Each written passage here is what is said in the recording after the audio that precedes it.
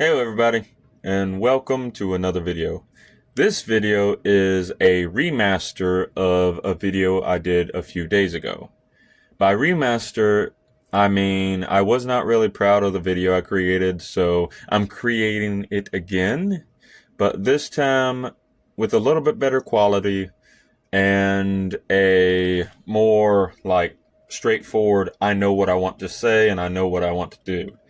Because if anyone has watched or it has if anyone has watched or did watch the previous video I made maybe a day, 2 days ago on my recent game collection or increase to my game collection, you know I've just rambled on about I think 5 games that I recently got, and it was an hour and 27 minutes long, and I was like, you know what? I fumbled my words a lot, and I'm going to do that. That's something I do all the time when I'm just talking. I typically will talk for a long time, and then I'll suddenly forget what I'm talking about, and I'm like, oh, I was supposed to be talking about that, and then I get back on track. But I do want to show off the games I've recently acquired. I have bought 3 more since that video was posted and then deleted. And just right off the bat, I'll just tell you what. I bought Black for PS2. Anyone who's played that game knows it is one of the best looking first person shooters on the PS2, and it is ungodly fun. I also bought Extermination for PS2, which was a launch title for the PS2 back in 2001, I think, and I never beat it.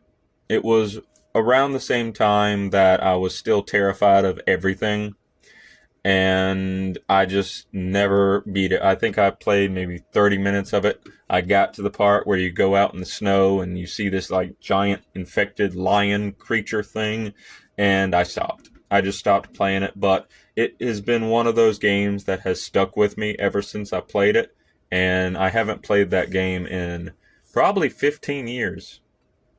So I bought a brand new copy of that to add to my collection, and bought I bought Star Wars Battlefront 2 Greatest Hits version. So there's also that.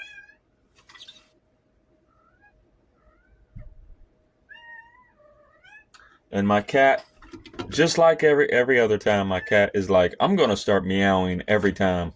Every time I start recording this, I hear the camera rolling. Let's meow like crazy. And now she's staring at me. Come on. Meow. Meow, meow, meow, meow. Meow, meow. Meow. Good cat.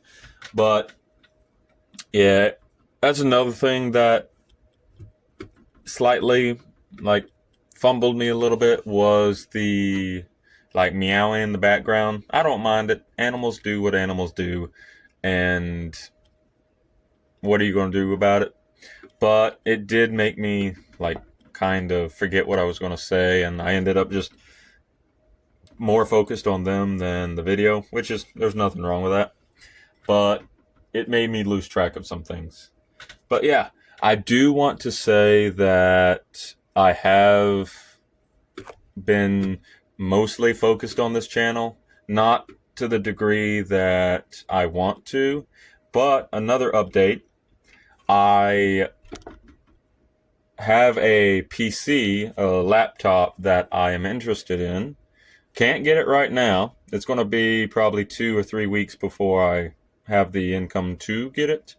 But I'm going to invest towards saving up for that. And I'm going to be getting a ThinkPad Pro to do videos on. Videos in question just pertain to recording gameplay footage and storing it on a solid state drive or hard drive, and then using the computer for editing purposes, and maybe, depending on the specs of the laptop, maybe do some gaming related videos on it as well. But the biggest thing I want a PC for is just so I can run OBS and capture my Nintendo Wii, my Nintendo Switch, and my PlayStation 2. That's the main reason. For a long time, I was really invested in just foregoing the computer and just getting a PS4 again or PS5. But here's the thing, I do not like the PS5. I think maybe if I had a PS5 for a good 2-3 months, but I did not really enjoy playing it. The only thing I really liked about the PS5 was the updated Share Factory features, the updated like video recording features, and I'll be honest, I did enjoy the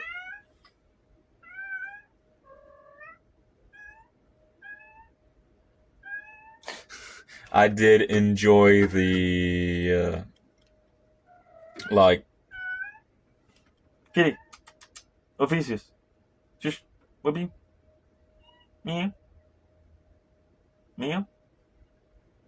But I did enjoy the like features it offered in terms of recording, sharing, and just editing videos built into the console.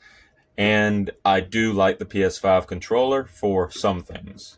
I don't like the PS5 controller for fighting games. I don't like the PS5 controller for really intensive games. But for the rest of the genre, it's still a good controller.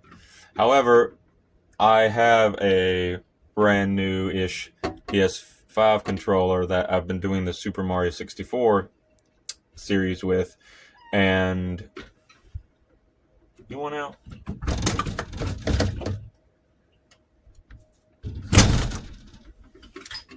But I have a controller that I've been doing the Super Mario 64 playthroughs with, and honestly, it's been a blast using that controller specifically for that. But the circle pad is broken. I'm gonna have to repair that. And overall, after a while, it really does. The texture of the buttons really hurts my hand, which is something I want to talk about here.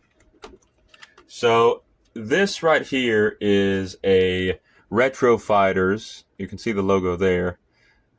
This is a Retro Fighters Blade GC. It's backwards, but it's a Retro Fighters Blade GC GameCube / Wii / Nintendo Switch pad. It also works with Nintendo Switch 2, apparently.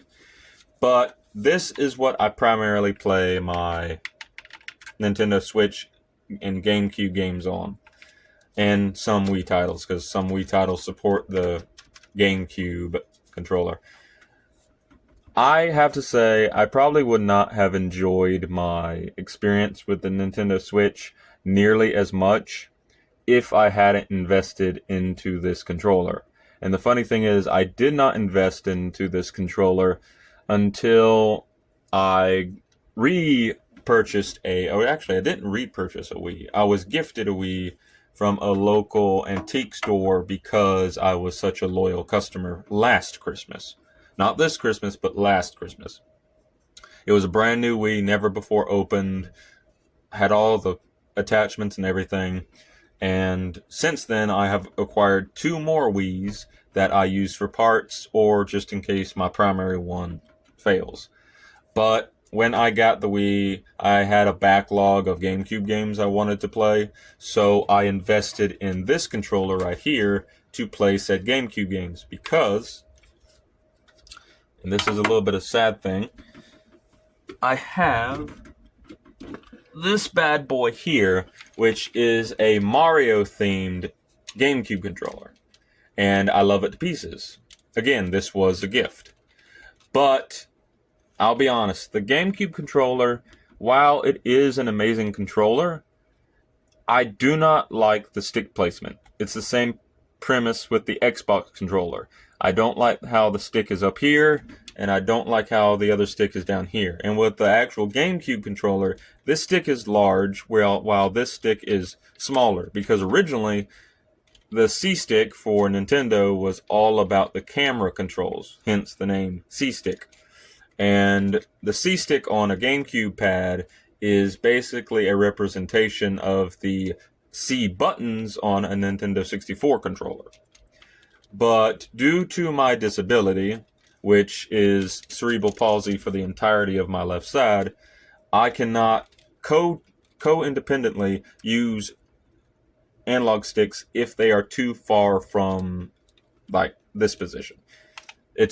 I'm just wired differently. How my body processes information and stuff just prevents me from using certain controllers and using them well. So while I do love the GameCube controller, and I will typically use this controller for certain games, because it's not impossible for me to use this controller. Like this controller in particular is a little bit smaller than a normal like GameCube controller. So this controller I can actually sort of use, but here's the problem. You can see here on my left side, when I'm holding it like this, I lose all dexterity in the up motion, the side motion, and the upward, like slightly upward tilt motion. I can do the down motions with decent, you can see right here, I can do down motions decently, but if you put the sticks here, I can actually move my entire thumb in all different directions. Yes, the right thumb will always be better, but just because of how I'm wired, one simple change like a stick from here to down here makes the world of difference for someone like me. But that's the reason I got this controller right here. And this controller I've had for about 1.5 years. And let me tell you, this controller is fantastic. The quality is good.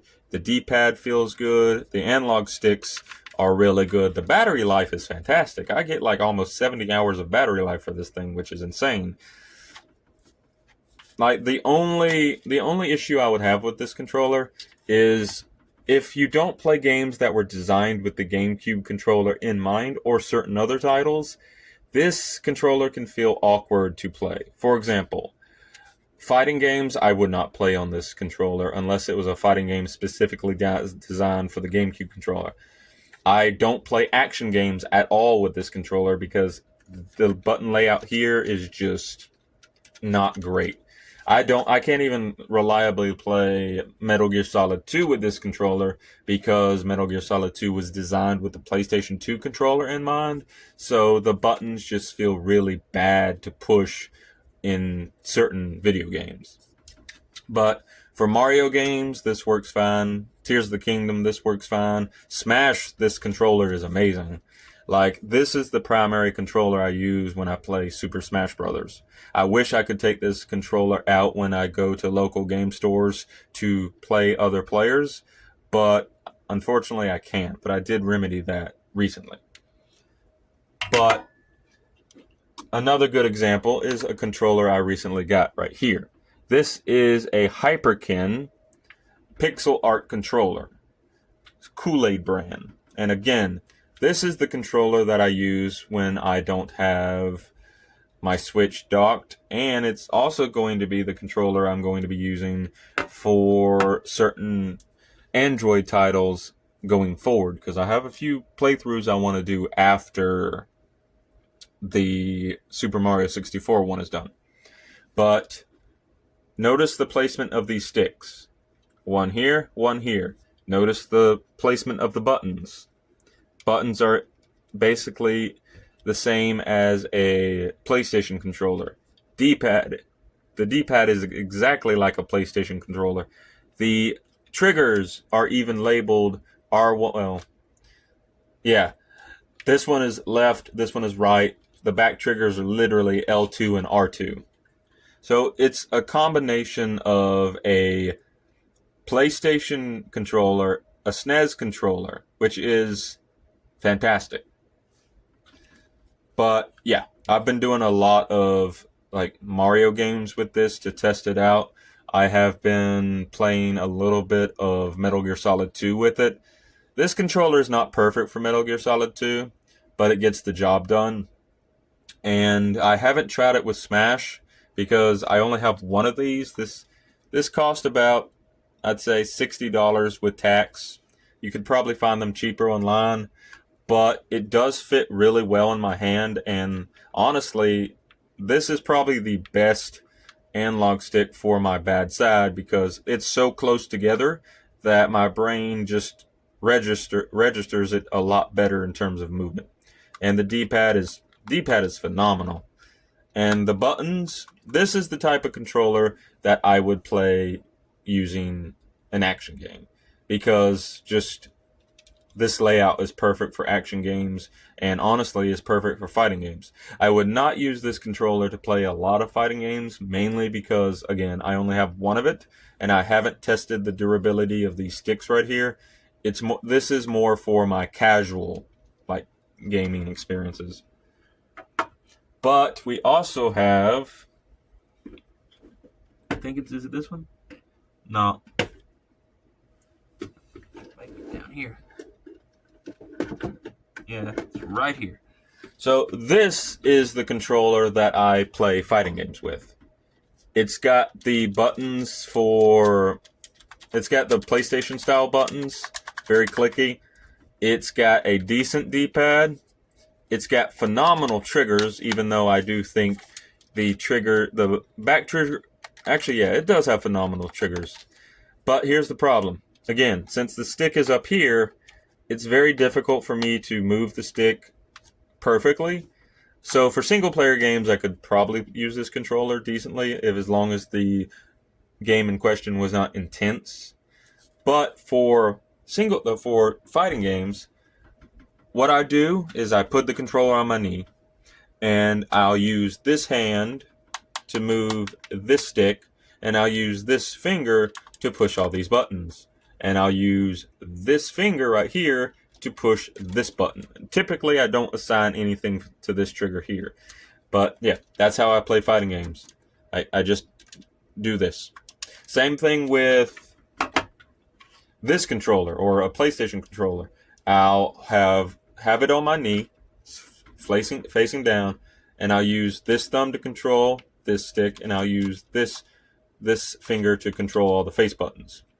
And I'm not the only person that controls fighting games like that. But not every fighting game allows you to do that. Any game that has a camera control, not so much. But while this controller is not my preferred controller, I can play and have played about 50 hours of Dragon Ball FighterZ with this controller. Like all those little clips you see on my channel on FighterZ, all of those clips have been done with this controller. So this is a good controller. And honestly, the only downside was when I bought this controller, I did not know that it was wired. This is not a pro controller. This is an off-brand third-party controller in the style of a pro controller. And it's only wired, meaning I can only use it with my Switch while docked.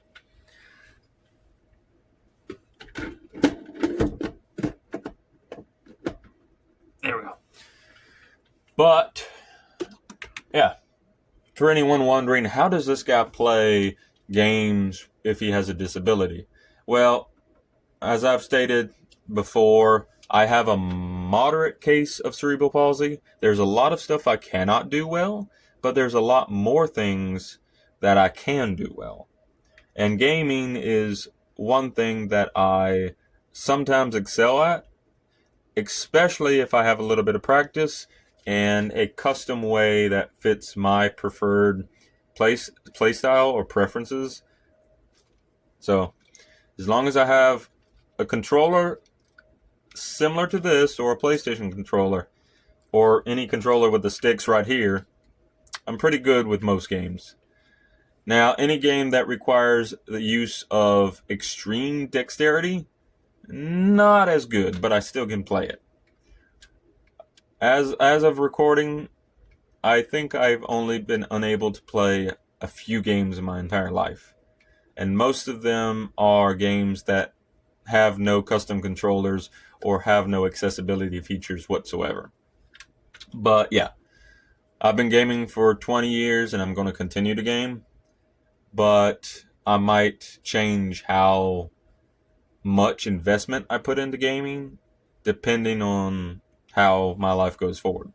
But I'm always going to be a gamer and I'm always going to be a collector.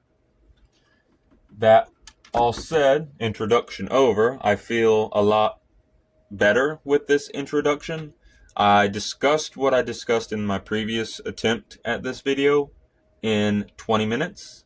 I got the controllers out of the way, which is something I wanted to talk about. I've been wanting to talk about my entire collection I've built up thus far, but that would take me a while, and I still have not really nailed down exactly what I would like to say about my collection.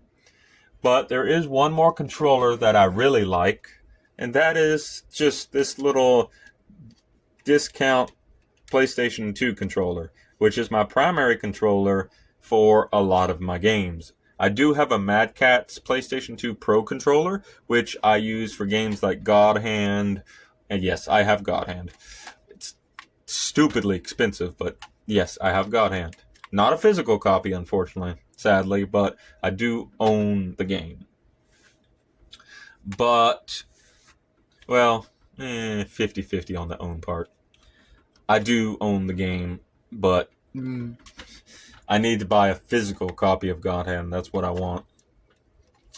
But, yeah, this is my PlayStation 2 controller that I use for most of my titles. I don't typically use this for a lot of fighting games because the construction on this controller is a little bit iffy. I mean, it's probably a $20 wireless controller, but for a $20 wireless controller, this thing does do the trick.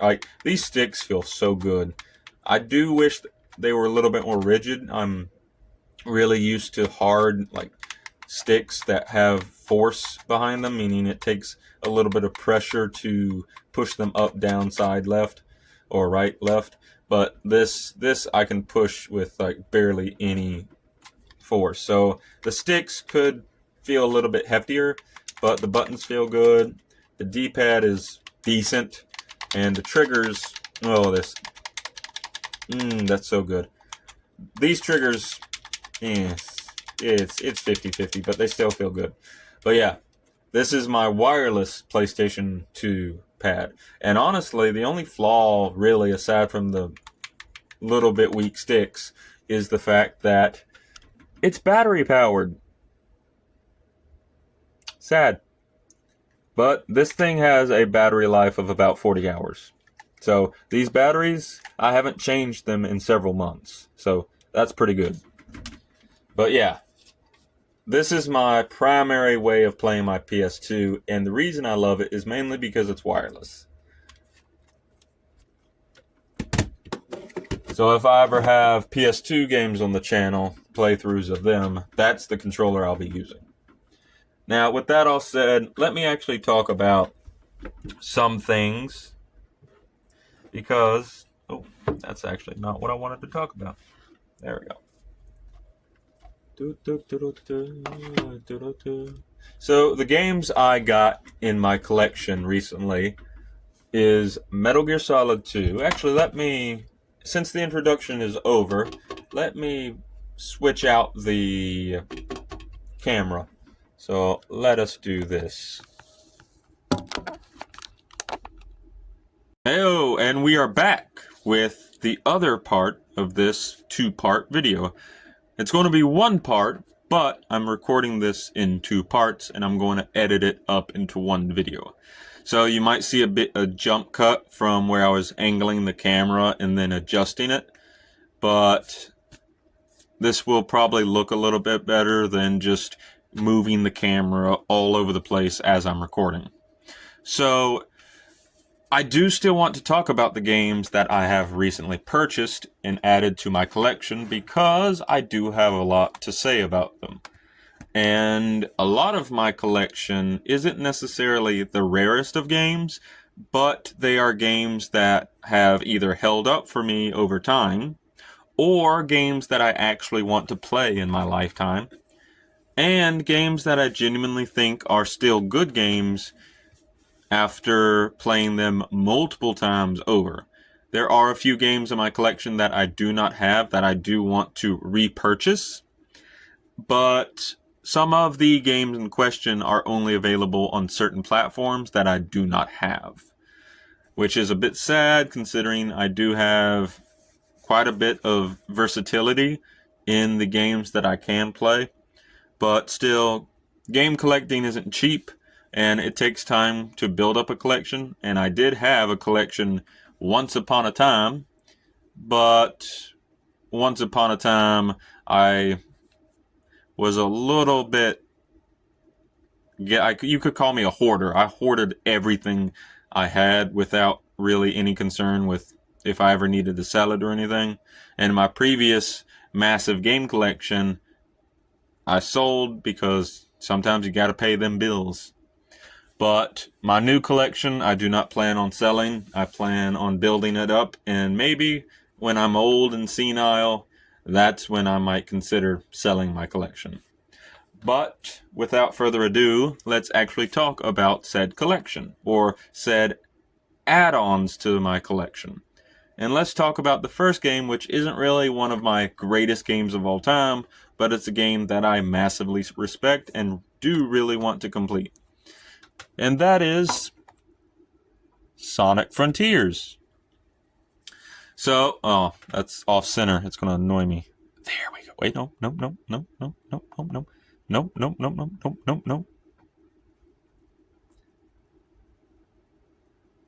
Okay, that works. But Sonic Frontiers. So, Sonic Frontiers, aside from Sonic Adventure 1 and 2, Sonic Frontiers is the only Sonic game that I consider worth my time. Sad, I know. Sonic fans out there are screaming in agony, but I'm just not a Sonic person. I've never been a Sonic person, and I probably never will be a Sonic person. However, I do respect the Blue Little Hedgehog for what he tries to do, and in terms of skill-based platforming, he is probably one of the few platformer like mascots out there whose entire series of games revolve around being skilled at the actual game itself. No one can just pick up a Sonic game and play it and expect to be good at it. You have to practice, you have to learn the mechanics, you have to understand his speed, his momentum, all that good stuff. And maybe that's another reason I just can't get into Sonic games, is the fact that I really do think most Sonic games make Sonic too fast. I know he's supposed to be ludicrously fast, but a lot of times his speed and the momentum and the movement just does not sit right with me. And in turn, because of how Sonic is, a lot of his games are janky as all hell. And jank is fine in small doses, but when the majority of your the majority of Sonic games that I have played over the years, every single one of them just feels off for me. And the only Sonic game that I can withstand the jank is Sonic Adventure. Sonic Adventure DX and Sonic Adventure 2 Battle are the only two Sonic games that I have played and enjoyed, but would not consider them great by any means. However, Sonic Frontiers is on a whole different league. I enjoy the game immensely. I have almost completed this game. I got to the third world before, I guess, exhaustion set in, and I just stopped playing it.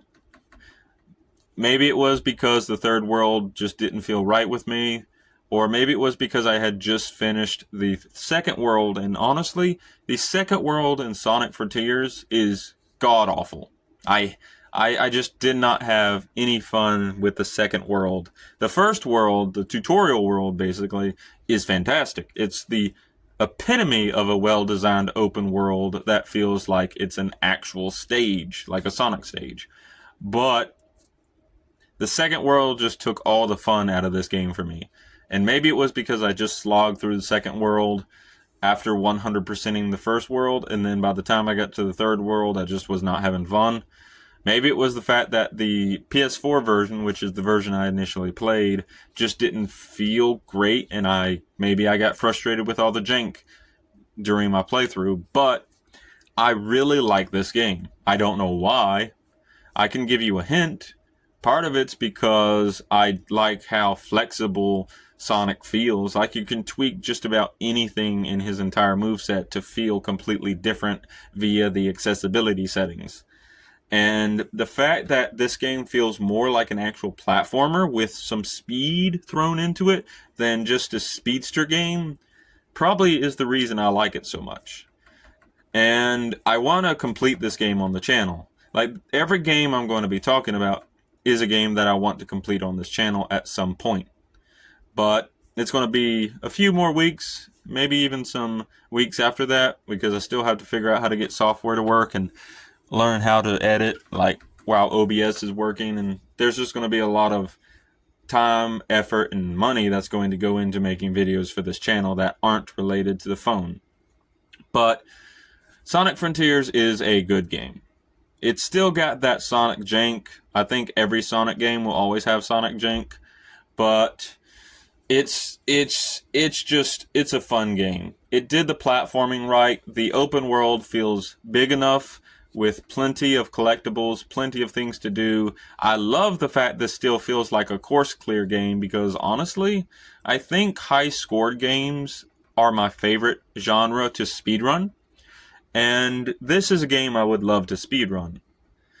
But yeah, Sonic Frontiers is a game that I really respect. I don't love it, but I absolutely respect it and do enjoy it. So yeah, Sonic Frontiers, awesome. Put that back on its shelf. And also, gotta bend over. I say I'm not a Sonic channel, or I'm not a Sonic fan, but I do have a plushie. I do have a Sonic plushie. It's got a little bit of fuzz on it, but I do have a Sonic plushie. Say hi, Sonic. Hi. But yeah, I do have a Sonic plushie. So, oh no, he fell over. So put my Sonic plushie back on my gaming shelf.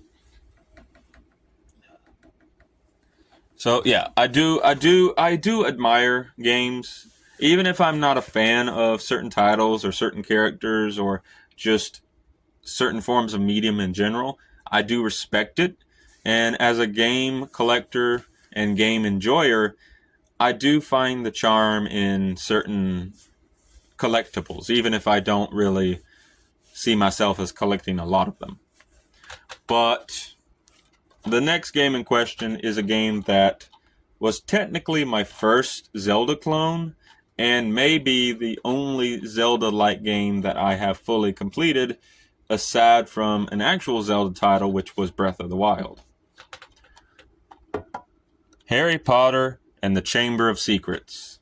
Now, this game is important to me because of two reasons. Number one, this was the first Zelda-like game I ever completed. Number two, this was the first adventure game that I ever completed. And most of my respect for this game comes from nostalgia. I have played this version for a few hours now, and honestly, the PS2 version is somewhat abysmal just because of the resolution decrease. So if you're interested in playing this game, I would definitely get the Xbox version or the GameCube version. I did have the GameCube version a long time ago, but it might have even been in the original gaming review I did for the channel. But I did sell it because I just did not enjoy it nearly as much as I did the PS2 version. And that is mainly because, while I love this game to death, Harry Potter and the Chamber of Secrets does not have a lot going for it when you consider its open world. It's the opposite of the Hyrule Field effect in Ocarina of Time, because honestly, there is very little to do in the open world section of Harry Potter and the Chamber of Secrets. So I understand why the GameCube version eradicated that from the disc.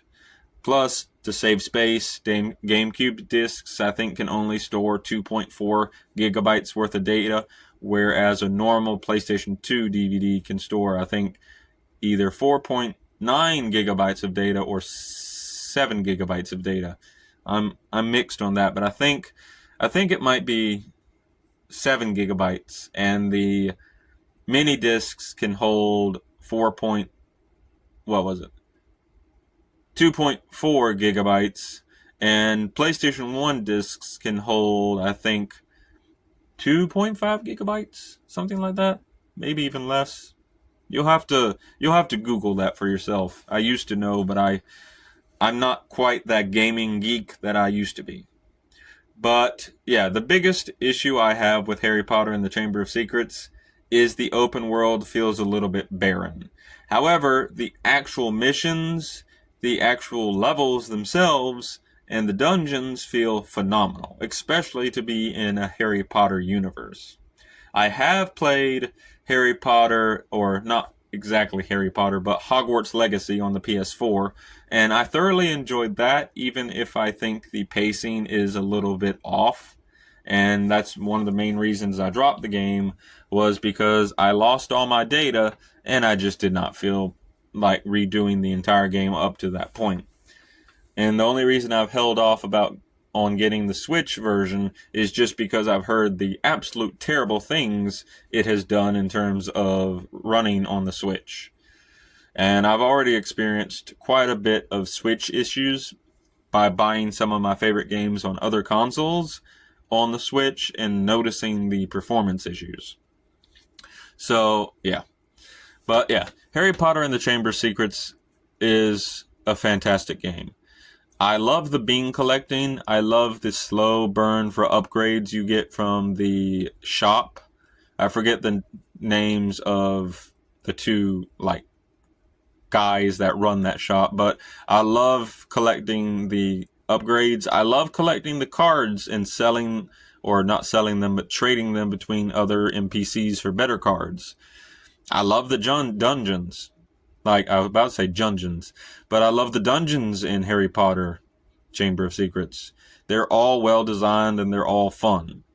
Some of the control scheme aspects of the game has aged, and sometimes it just doesn't feel great to control, but it still feels better to control than Ocarina of Time does. And for a PlayStation 2 game where there wasn't that many adventure titles that felt similar to Zelda on PlayStation 2, I think Neopets and the Darkest Fairy is another one that really felt like a Zelda clone. But Harry Potter and the Chamber of Secrets is a very well done Zelda clone, and I am very happy to add it to my collection. And if I were to do a playthrough of this game, which again, this is another game I want on the channel, this game would definitely be on the channel at some point. Although I would prefer to get an actual Zelda title on the channel before uploading a Zelda clone. Whatever Zelda game I decide to put on the channel next will be probably a walkthrough. But yeah, I don't have much to say about Zelda in particular, as truthfully, the only Zelda game I have completed would be Zelda Breath of the Wild. On a technicality, you could say that I have completed Zelda Twilight Princess, but I never actually beat the final boss, and I got to almost 100% and I just stopped. So at this point, it would just be better if I just restarted Twilight Princess on the channel and did my completion there. But it's hard for me to get into Zelda titles. I love the concept, but some of these Zelda games, their execution could be hit or miss for me. And that's just my preferences. But Harry Potter and the Chamber of Secrets is still a game that I play to this day. I've completed the GameCube version a couple months ago, and I've played about maybe 4 hours of this version. GameCube version is definitely better, but even though the open world is kind of miss, I still prefer having that empty world to connect all the levels and to make Hogwarts feel alive. And honestly, flying Nimbus all over the overworld is still incredibly fun, even if there's not much to do with it. But yeah, I implore anyone to give Harry Potter and the Chamber of Secrets a try. But maybe wait till it gets released in some form of Harry Potter massive collection or something like that. Let's put you back on the shelf. Alright, so we're going to switch up because the next one I want to talk about is an absolute favorite of mine, but I have been playing it on my Switch, and I do have a lot to say about it. And here it is. Metal Gear Solid 2, Sons of Liberty. Quite possibly my absolute favorite Metal Gear game of all time. It outbeats The Phantom Pain, it outbeats Peace Walker, it vastly outbeats Metal Gear Solid 3, and oh no. I know why it fell too. It's because, oh no. It's because it's a brand new copy, so it's going to be slippery.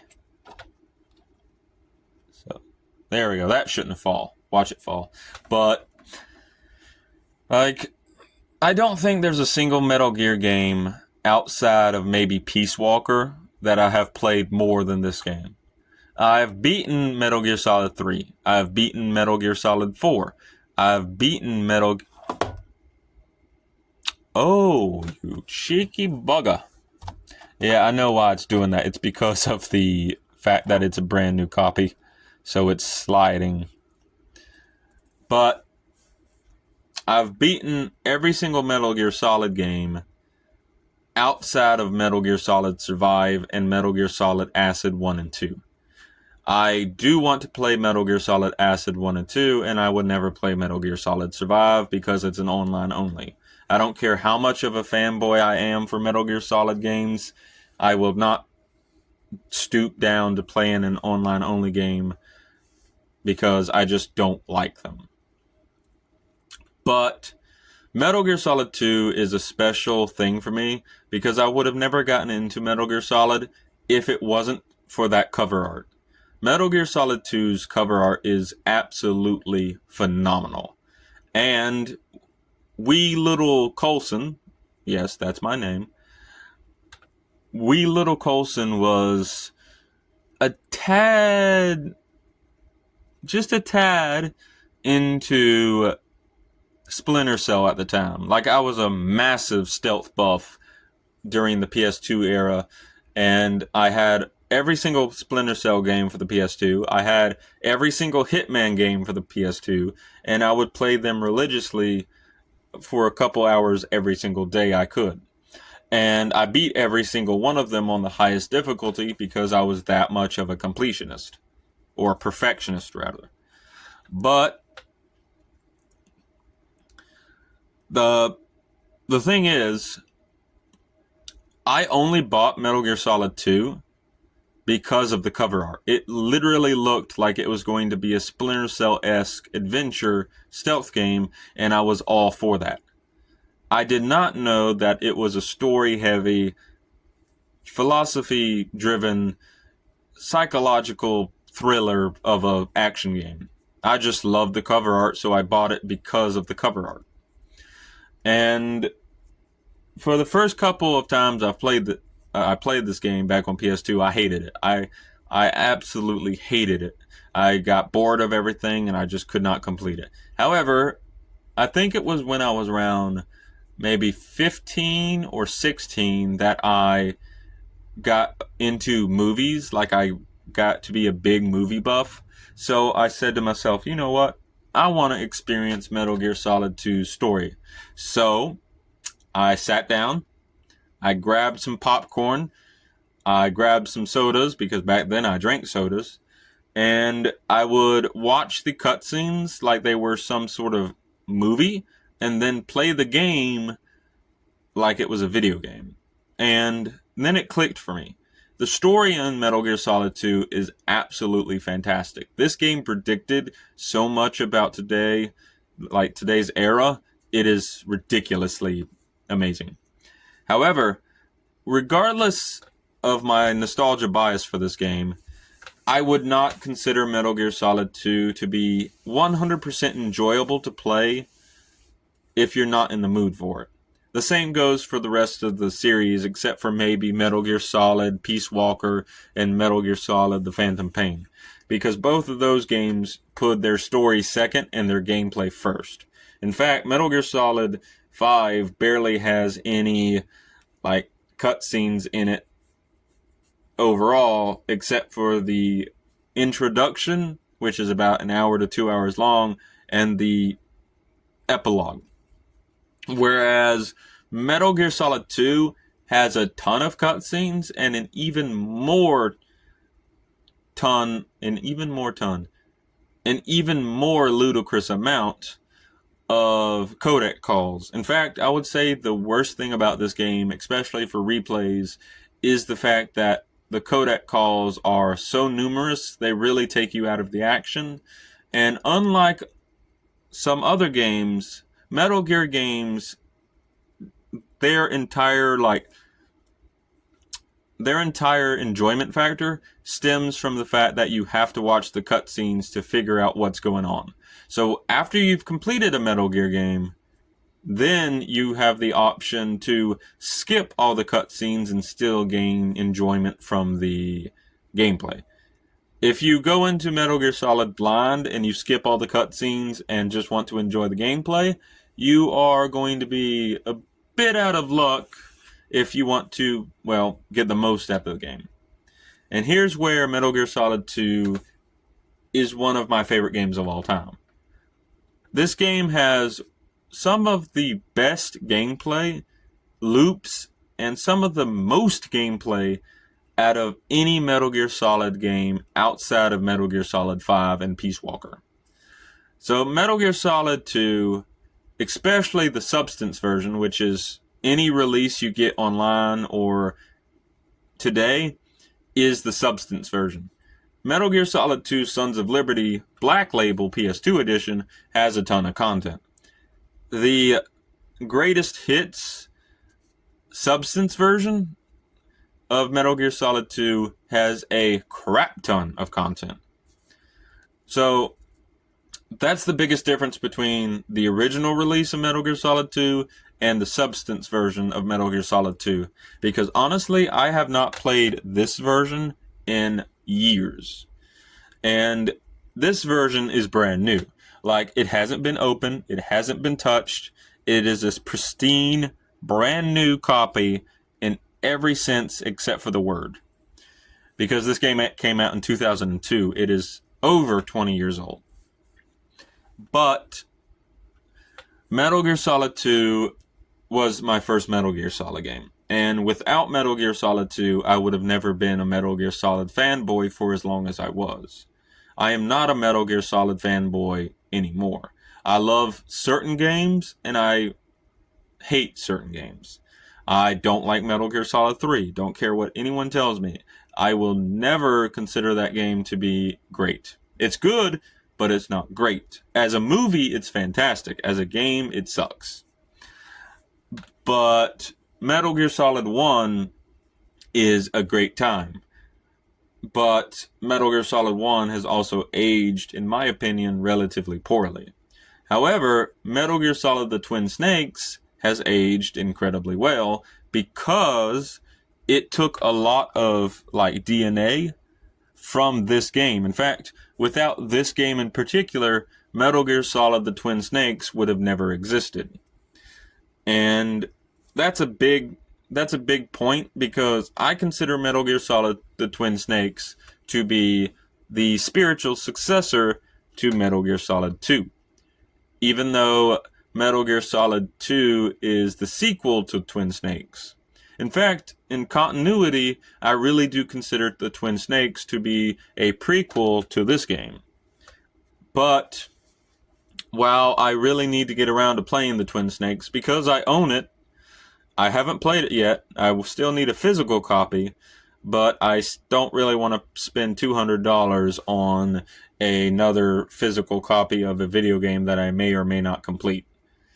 But like the most expensive game I have right now is still my copy of The Legend of Zelda Twilight Princess, and that was because I got it out of Firefly Toys and Games and it was in pristine condition. But what do I love about Metal Gear Solid 2? Well, the story is fantastic, but it's mostly because of the gameplay. The gameplay loop is fantastic with a wide variety of different approaches to the combat, a wide variety of different approaches to how you deal with enemies, a wide variety of different ways to interact with your environment, and a wide variety of playstyles and modes depending on which version you've got. Heck, the substance version even has Snake Tales, which is basically the entire Big Shell campaign, but with Snake instead of Raiden. And let me tell you, if you want a very difficult trial and error experience, you have to play Snake Tales. In fact, I would say play it right after you complete the tanker section for Metal Gear Solid 2. In fact, complete the tanker section only, and then immediately play Snake Tales, complete that experience, and then go ahead and play Raiden's campaign. But the amount of gameplay Metal Gear Solid 2 has outbeats everything except for the Phantom Pain and Peace Walker. Peace Walker probably has the most gameplay variety out of the entire series, with the Phantom Pain being basically a remaster of Peace Walker in every sense of the word. Like, genuinely, Metal Gear Solid The Phantom Pain is basically a remaster of Peace Walker. Just almost to a T. Which is a bit of a shame because I was genuinely excited for Peace Walker, but due to the lack of variety, people are gonna hate me for this, but after putting about 500 hours into Metal Gear Solid The Phantom Pain, I realized just how stale everything got, and towards the end game, having to spend literal days waiting for your stuff to complete so you can have more gameplay variety to play around with just was not my cup of tea, and I just gave up with it. I got 500 of really good enjoyment out of Metal Gear Solid 5, and that is no slouch for the game. Like, Metal Gear Solid 5 is a fantastic game, but it lacks the replay value I really enjoy about the Metal Gear Solid franchise. And Metal Gear Solid 2 has probably the most replay value out of any of the games in general.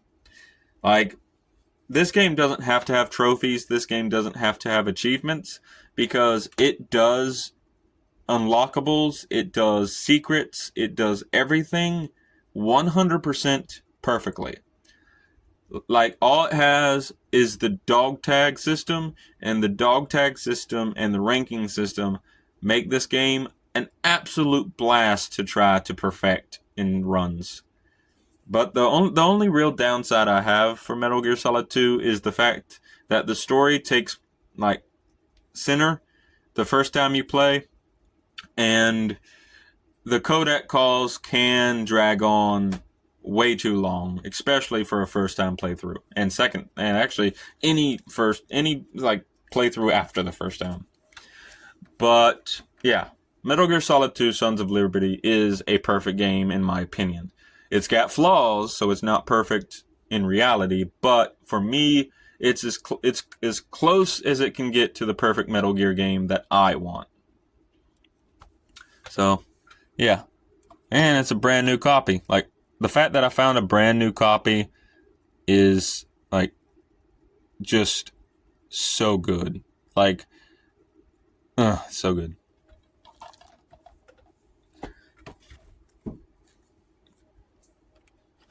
So, the next game in question is Project Snowblind.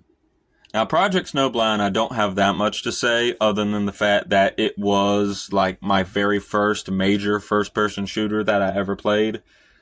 on the PS2. Technically, it would have been Star Wars Battlefront 2, but that really isn't a standard first-person shooter. It's more like a multiplayer sim sandbox game. But this was literally my first-person shooter. This was my Call of Duty of the era.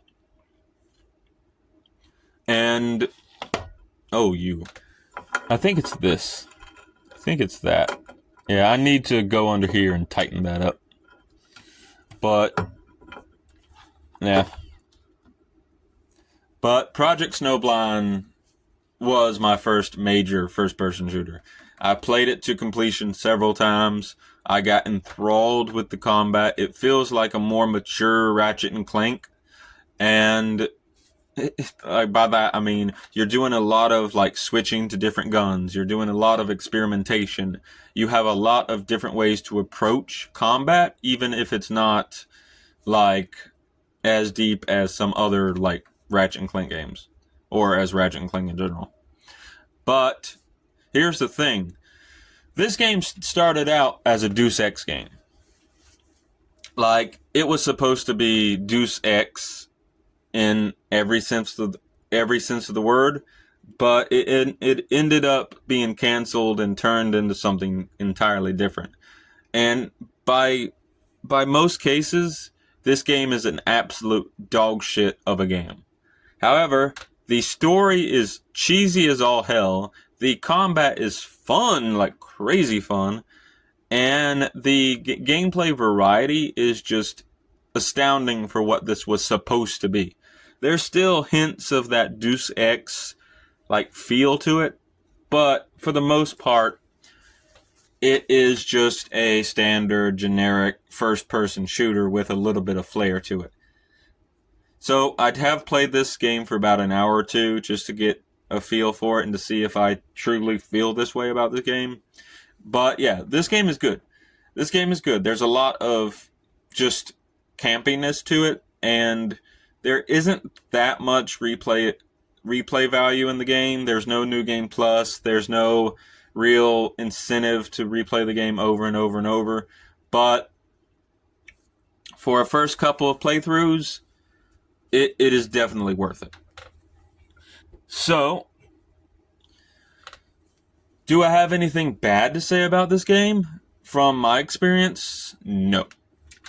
But I will say that this game does not look great on modern TVs, and it doesn't really play that well in this day and age. Like, it feels really stiff to control, whereas a lot of other games from this era felt a little bit more smooth.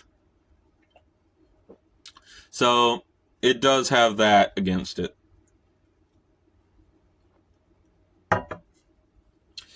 But, I need to fix this right here.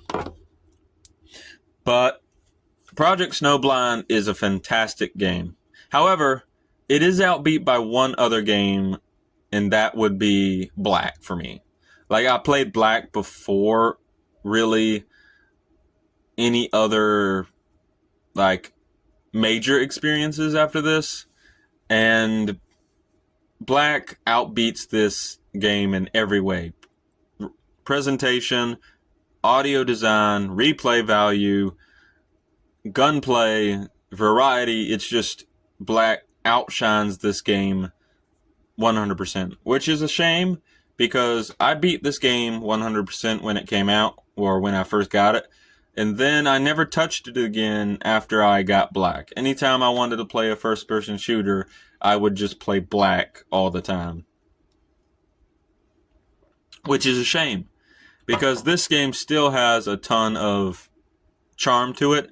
And please, anyone, this is another game I highly suggest giving a really good, solid once-over with, because I guarantee you will not regret it, especially in the campiness.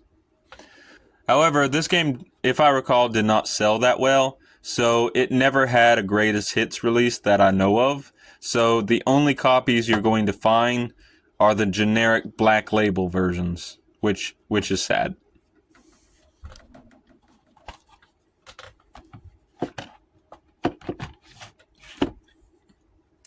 So, the next game in question is a game that I've replayed more times than I really should. So, the John Carpenter's The Thing was a movie that I used to watch over and over with my dad. And the very first time I ever watched the movie, I literally could not stomach any of the Thing scenes at all. Like, I just could not.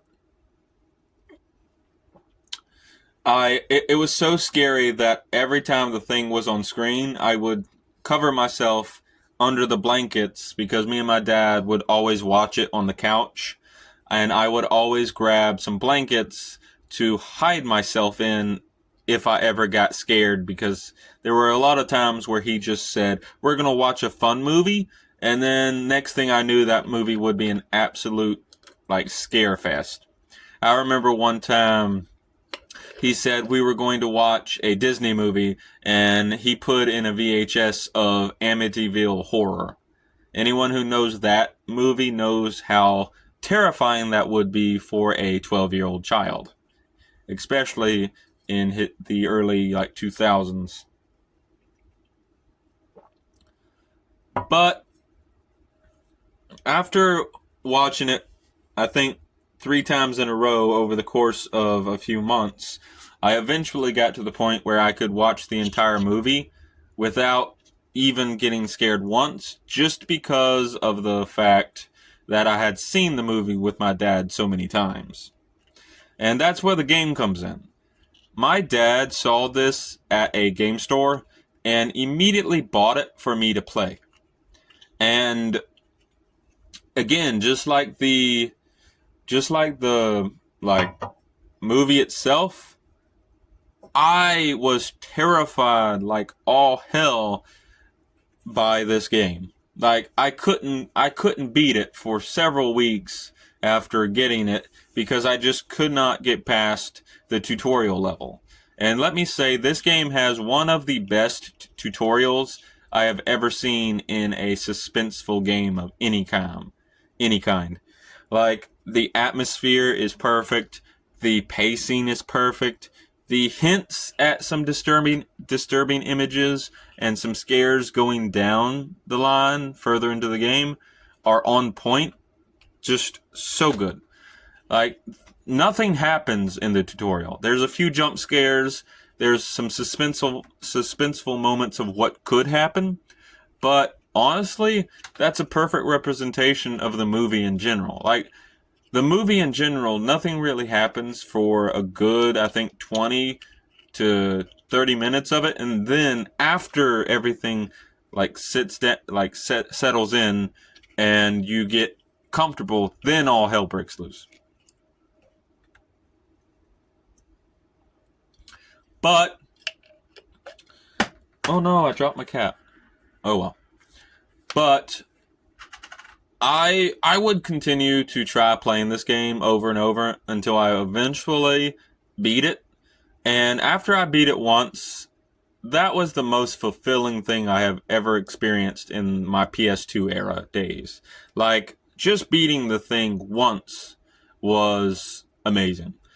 The only real issue with this game, especially this version, and even the remastered version for Switch and PS4 and 5 and PC, is the fact that there is absolutely no replay value in this thing whatsoever. Once you beat it once, there is no reason to try to beat it again. Like, this is an experience title more than anything. Like, solely based on experience. Like, this is a love letter to the Thing movie, and it, in that regard, it is perfection in a bottle. The pacing is great. The atmosphere is great. The story is campy as all hell, but John Carpenter himself considers this to be canon in every aspect of the word for his movie. And even himself in the back here, like, he himself endorsed it. Also, look at those epic screenshots. But also, I think they removed the Saliva After Me song from the remaster, which is a shame, but copyright purposes. But the thing is a great game. I just wish, especially with the remaster, I bought the remaster the day it came out, and I don't typically buy games as soon as they release. I've only done that with Metal Gear Solid 5 and there was another one. Metal Gear Solid 5 and what else? Oh my god, I can't remember. There was another game that I bought day one and enjoyed it, but I can't remember it. But yeah, I bought the remaster day one, expecting them to tweak a lot of things. And don't get me wrong, the remaster for the thing is 100% worth it. I genuinely believe that the remaster is definitely worth the price tag. However, I do think in terms of what they should have added better achievements. They should have added collectibles, better collectibles, except for the documents. There's one section in this game that has collectibles, and that is when you get into the facility after you get captured by, I forget his name. I forget his name. The main character's name is Blake, but I forget the baddie's name. But there's that one section in the game is the only section that has major collectibles for you to find, and you only need to collect it if you want, in the original game, just more lore information, and in the remaster, if you want an achievement. That's literally the only reason you need to collect those collectibles. But there is no harder difficulties, there is no challenge modes, there is no randomness to the game. Once you beat it once, you are guaranteed to see everything the game has to offer each time, or for every other subsequent playthrough. Like, there is no reason to replay this game more than maybe 2 times.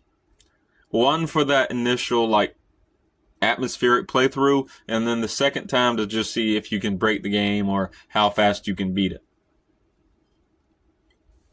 Which is the biggest negative I can say about the thing and its remaster, is the fact that there's just not enough substance to warrant wanting to play this game more than once, which might turn off a lot of people from buying the remaster or regretting buying the remaster, because in this day and age, replay value is the most important thing a game has to offer. If a game does not give you a reason to replay it, there is typically no reason to play it ever again after beating it. And when games are $60, $70, $80, I can totally understand someone not really caring to play a game more than once if there is no real reason or reward for spending that money on said game. So I cannot imagine how disappointing people could have been with the remaster and buying it and expecting like a 30, 40-hour game, or at least a game with multiple modes or multiple difficulties or collectibles or extras or good trophies. This game has absolutely abysmal trophies on PS5. And it also has no replay value whatsoever. So you know what?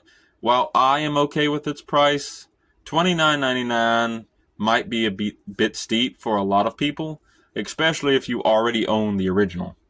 However, this game is still one of my greatest games of all time, and this is another game I won on the channel. I've beaten it so much that a playthrough of this game would definitely not be as fun as when I originally played it, but still, I love this game, and there's so much to do in this game in terms of breaking it and just having fun with it, that I can definitely get a few hours extra out of a playthrough of this game. Because when this game released, you didn't have achievements for most games. You didn't have, any type of real replay urge. You could get a crappy game for the PS2 era, and you would probably still love it just because it might be the only game you had. So you replayed games over and over, regardless if they were good or not. And that's where nostalgia comes in. regardless if a game was good or not, you're probably going to always love it just because you have fond memories of it. I have fond memories of this game, but I also know it's not the best game it could have been. It's a great game, but even for its era, it could have done more to warrant owning a copy of this game. But the Thing is still one of my favorite games of all time. It was the first horror game I ever completed, and without this game, I would have never gotten to horror titles going forward. So, because of that, I owe a lot to this game. And I am so glad I finally have another physical copy of this game for my collection. Because this game is really rare to get in such good condition. This is almost a brand new copy. But yeah, awesome. So there is one more title that I want to talk about. But first, I want to showcase something stupid. As a little pace breaker, I guess. And that's just because I am a massive fan of it. And for some ungodly reason, I have to collect everything in correlation with it. And that would be SpongeBob. This is just a little side adventure, but this was on my shelf, so I thought I'd showcase it. And I'm a massive SpongeBob fan. Like, I have a SpongeBob stocking. I have a SpongeBob, like, little Pez dispenser. I have a SpongeBob little water toy. I have the entire first 6 seasons of SpongeBob. I have every single SpongeBob movie. I even have the Patrick one. Like, this is the SpongeBob one. And this is the Patrick one. I don't ever plan on opening this one, like, at all. It's still sealed. It's just stupid. Like, I love it. I love it to death. I also use them.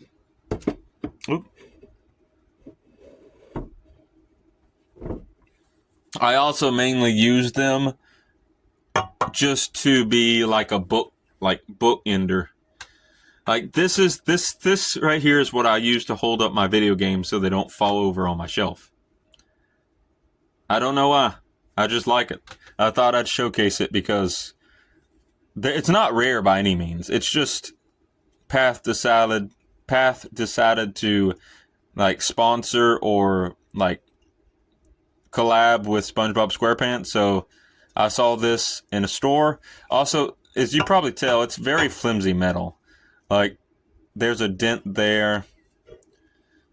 There's a dent there, so, like, it's very flimsy metal. I could probably crush this and dent it, but I still love it. I still love it to death. I've opened this one. You can see right here, like, the seal has been broken. Like that. But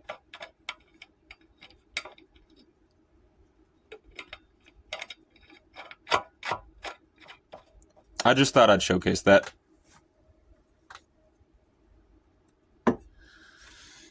But there was one more game I wanted to talk about.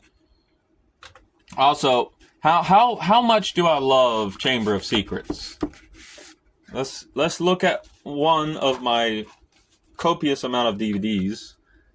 This is how much I love the Chamber of Secrets game. I've never sat down and watched every single Harry Potter game in a row. So I bought this at a thrift store for $2 just because I wanted the movie to coincide with the game. So, yeah.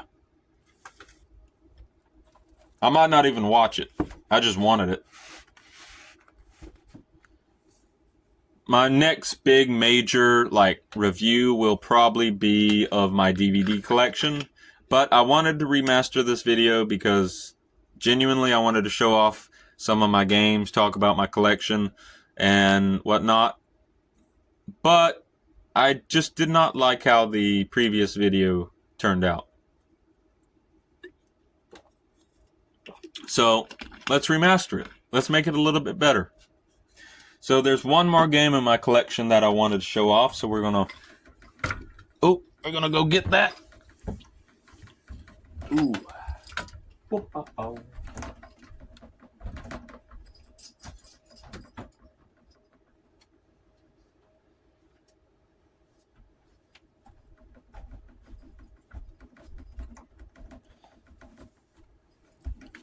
So this is another game that I got solely based on its cover art. However, there's a story behind this one.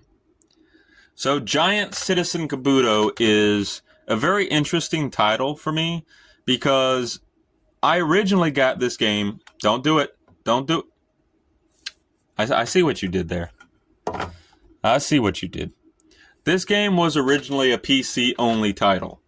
And because it sold so well on PC, they decided to port it to PlayStation 2. I don't even think it got any other ports to any other systems aside from PlayStation 2.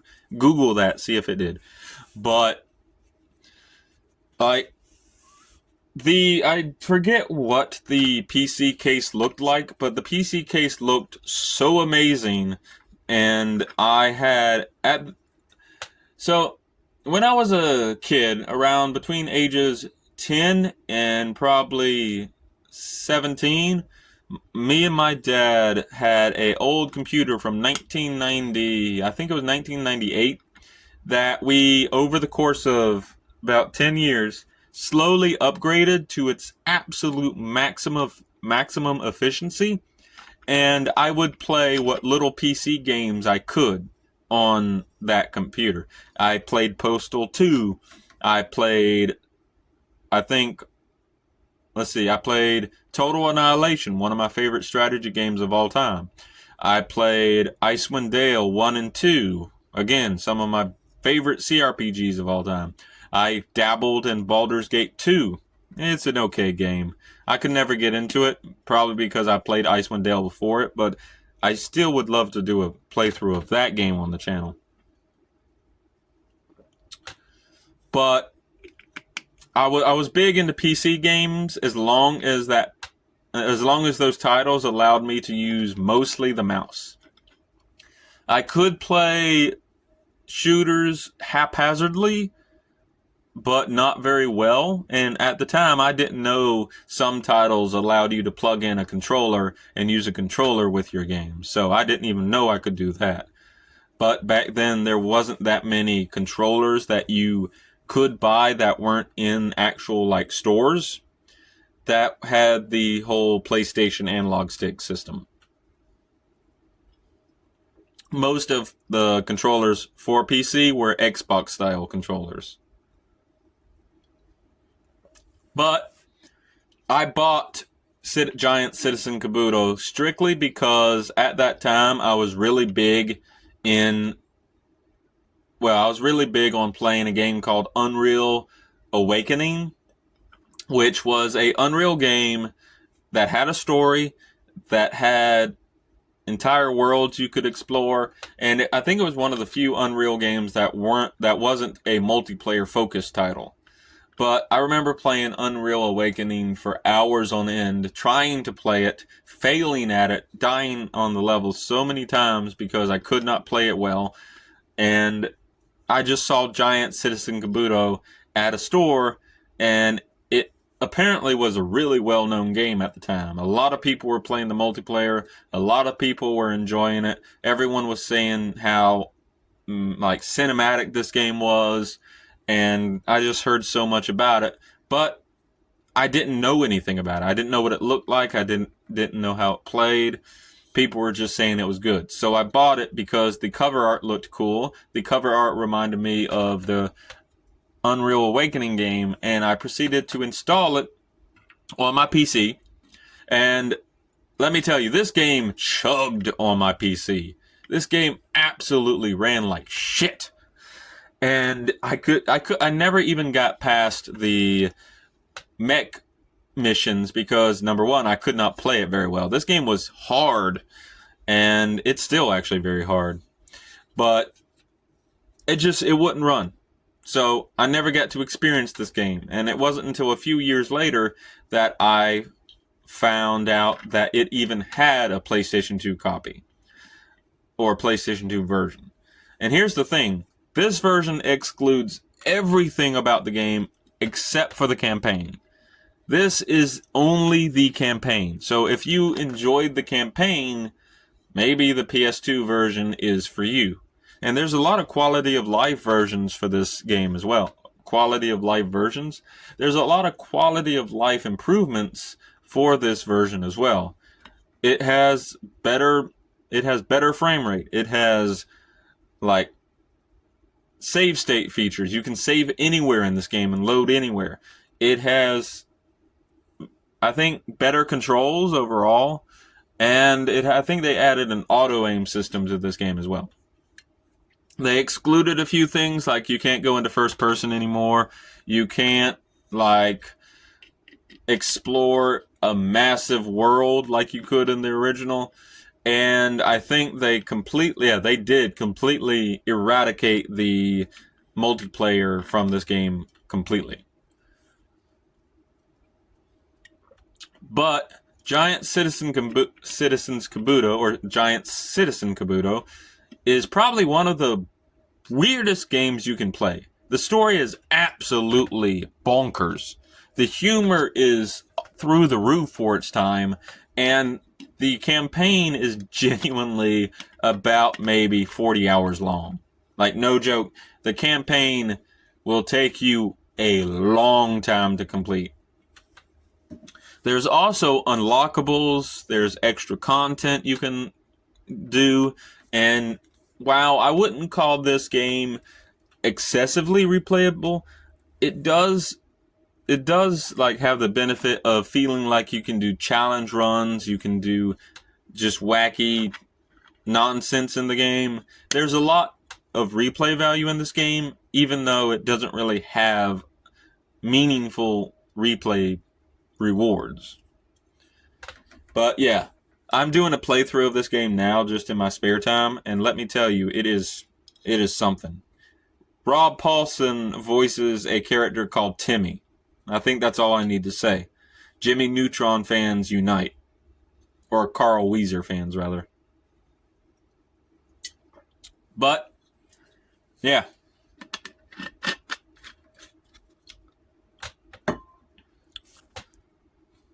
I just thought I'd showcase this review and just talk about my games, because genuinely, a lot of these games mean a lot to me, mainly for nostalgia reasons, and secondly because some of these games were genuinely my childhood.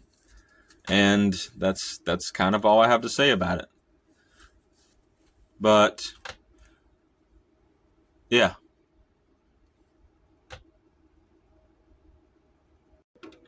Hey everybody. And this is an outro, but I hope you liked my video. I put a little bit more effort into it than the initial original video. I upped the resolution a little bit. I upped the quality. The length is probably going to be about the same, maybe a little bit longer. But I just wanted to make this video a little bit better. Just a little bit. Because if I'm going to be making videos, if I'm going to be posting like my thoughts, my ideas, if I'm going to be doing this whole YouTube thing, I might as well go 100% and just do the best I can be. But you probably already noticed, I also got a glass table and I got a shelf for my game collection. Because this is where you're going to see a lot of my live action like stuff that I'm going to be recording will be from this angle and will be in this station. This is where I do my Super Mario 64 playthrough. This is where I do all of my editing. This is where I store my collectibles. And this is where I showcase things. Like the original game, well, the original showcase of my game collection was on my carpet, and I got that inspiration from Scott the Watts. But here's the thing. I don't really like recording on the ground. I prefer I prefer recording at a table in a clean little area with a nice designated place that, hey, this is where I record with.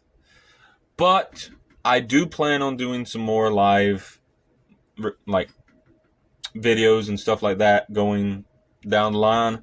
And once I finish my Super Mario 64 playthrough, which another video is coming on the channel soon, but once I complete my Super Mario 64 playthrough, I have a few more games that I want to complete as well.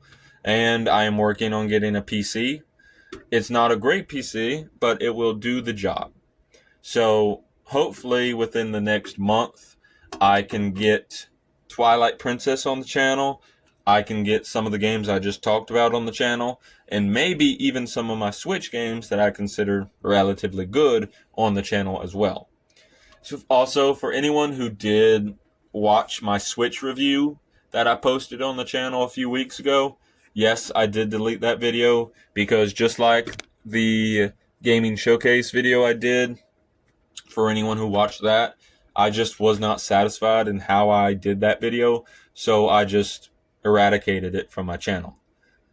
And I apologize for that, anyone who liked that video, but if I don't like the content on my channel, I'm not going to post it or I'm not going to keep it.